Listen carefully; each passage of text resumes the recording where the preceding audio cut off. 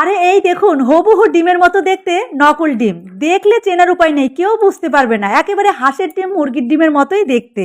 এবার চাইনিজদের মতো আপনিও নকল ডিম বানিয়ে বিশ্ববাসীকে তাক লাগিয়ে দিতে পারবেন।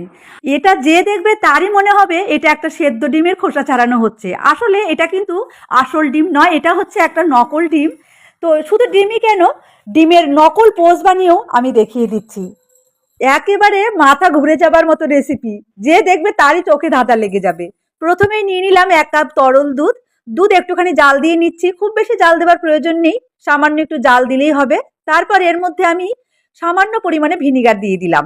এতে করে দুধটা ছানা কেটে যাবে। আমার সামান্য একটুই ছানা লাগবে, 1 কাপ দুধে যতটা ছানা হবে তাতেই যথেষ্ট। এবারে ছানা জল ঝরিয়ে একটি ছাকনাতে নিয়ে নিচ্ছি। যেহেতু ভিনিগার দিয়ে ছানাটা বানালাম, তাই যেন ভিনিগারের গন্ধ না থাকে, তাই খুব ভালো করে জল দিয়ে ছানা ধুয়ে নেব।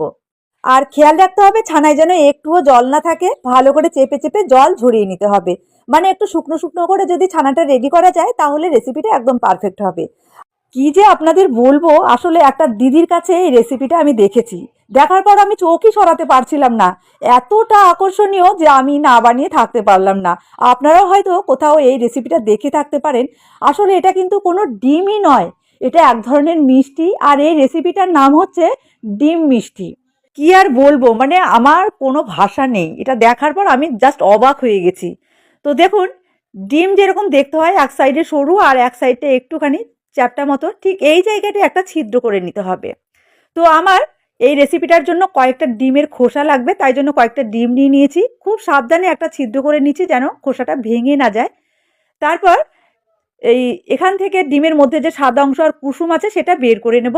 বের করে নিয়ে ফ্রিজে রাখবো, পরে অমলেটের একটা স্পেশাল রেসিপি তৈরি করব। আর ডিমের যে খোসা বের হবে সেটা আজকে মিষ্টি তৈরির কাজে লাগাবো।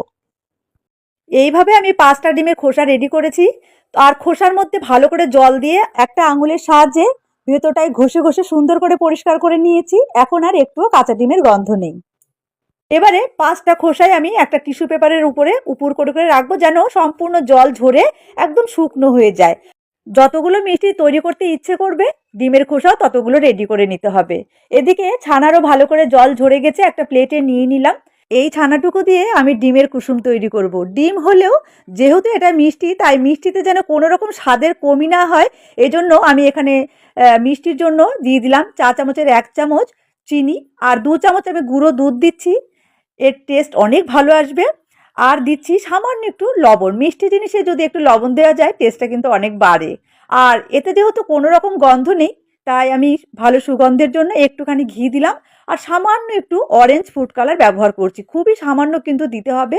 জাস্ট ডিমের কুসুমের রংটা আনার জন্য আমি ফুড কালার ব্যবহার করলাম।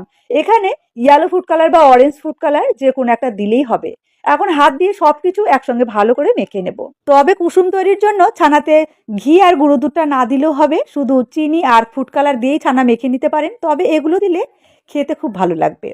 দেখুন এর রংটা খুব সুন্দর হয়েছে, একদম কুসুমের মতো দেখতে লাগছে। এখন আমি যেহেতু 5টা মিষ্টি তৈরি করব, তাই 5 ভাগে এটাকে ভাগ করে নেব। তবে 5টা মিষ্টির জন্য কিন্তু এতটা ছানা লাগবে না। এখানে মোটামুটি 10টা মিষ্টি তৈরি হবে, মানে 10টা কুসুম তৈরি করা যাবে, এতটা ছানা আছে।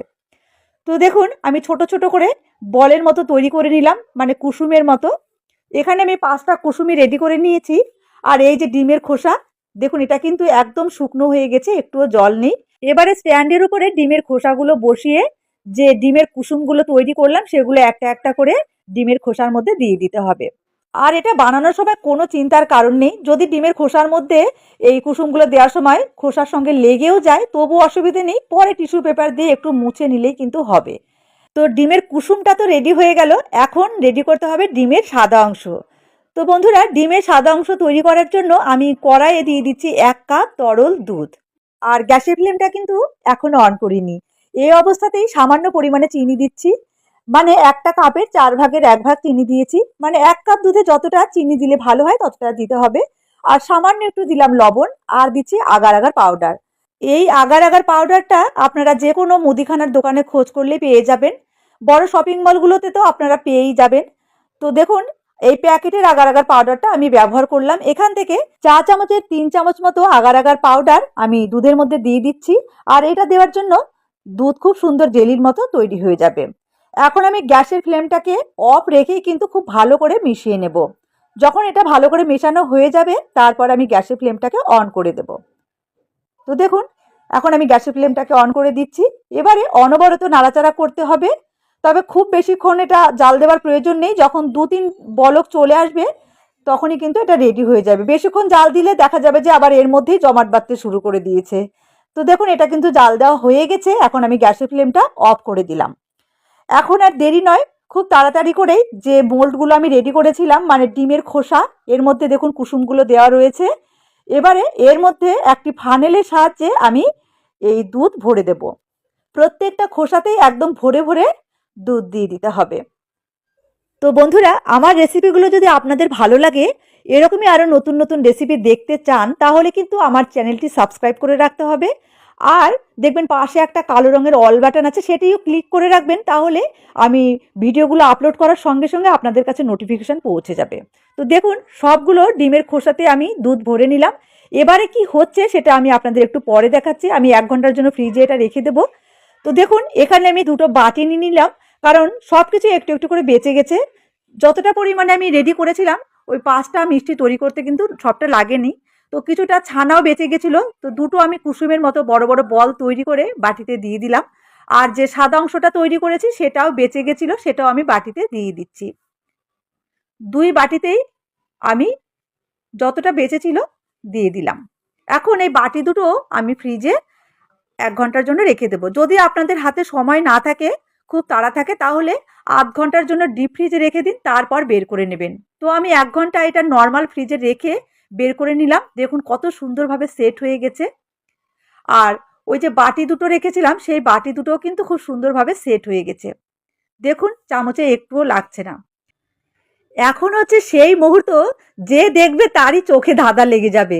দেখে বোঝারই উপায় নেই যে এটা ডিম নয়, হুবহু ডিমের মতো দেখতে। তো দেখুন খোসা কিন্তু খুব সহজেই ছাড়িয়ে নেওয়া যাচ্ছে, একটুও ভাঙছে না। কত সুন্দরভাবে জমাট বেঁধে আছে। সত্যি অবাক করে দেবার মতোই একটা রেসিপি। তো বন্ধুরা, আপনাদের কেমন লাগছে দেখে সেটা কিন্তু আমাকে অবশ্যই কমেন্ট করে জানাবেন। যদি ভালো না লাগে একটুখানি গালাগালি না হয় করে দেবেন, কিন্তু কমেন্ট করবেন। আপনাদের মতামত আমি জানতে চাই। আসলে আমিও এই রেসিপিটা দেখার পর খুবই অবাক হয়েছিলাম। তো যদি আপনারা অন্য কোনো চ্যানেলে এই রেসিপিটা দেখে থাকেন, তবুও আমাকে কমেন্ট করে জানাবেন। তো দেখুন আমি সবগুলো ডিম থেকেই খোসা ছাড়িয়ে দেখাচ্ছি, একটাও কিন্তু ভাঙছে না। একদম খুব সুন্দরভাবে খোসা ছাড়িয়ে নেওয়া যাচ্ছে। আর কুসুমগুলো ভেতরে দারুণভাবে সেট হয়েছে। ঠিক সেই রকমই হচ্ছে যেমনটা আসল ডিমে হয়, একটু একটু করে কুসুম বেরিয়ে থাকে। ঠিক এই ডিমগুলোতেও কিন্তু একটু একটু করে কুসুম বেরিয়ে আছে। একদম অরিজিনাল ডিমের মতোই দেখাচ্ছে। যে দেখবে তারই মনে হবে এগুলো সেদ্ধ ডিম। আর বাটিতে যেগুলো সেট করতে ফ্রিজে রেখেছিলাম সেগুলো কিন্তু খুব সুন্দরভাবে সেট হয়েছে। হাত দিয়ে একটুখানি চাপলেই দেখুন খুব সুন্দরভাবে বেরিয়ে আসবে। বাটিটা হাতে ধরে একটা সাইড দিয়ে আঙুল দিয়ে এভাবে চাপবেন, দেখবেন খুব সহজেই বেরিয়ে যাবে। আর এগুলো খুব সুন্দরভাবে সেট হয়েছে। আমি বলেছিলাম যে নকল ডিমের পোজ তৈরি করে দেখাবো। দেখুন এগুলো কিন্তু একদম ডিমের পোজের মতোই দেখতে হয়েছে। তো ডিম ছাড়াই তৈরি হয়ে গেল সেদ্ধ ডিম আর ডিমের পোজ। তো বন্ধুরা, দারুণ একটা মিষ্টি আইটেম, আপনারা অবশ্যই বাড়িতে বানাবেন। আসলে রেসিপিটা এতই আকর্ষণীয়, দেখা মাত্রই বানাতে ইচ্ছে করে। দেখুন ডিমের কুসুমটা কত সুন্দরভাবে ভেতরে সেট হয়ে আছে। অবশ্যই বেশি বেশি করে শেয়ার করবেন যেন রেসিপিটি সবার কাছে পৌঁছে যায়। আর একটি লাইক করে আমাকে উৎসাহিত করবেন। সবাইকে অনেক ধন্যবাদ জানিয়ে আজকের মতো আসছি।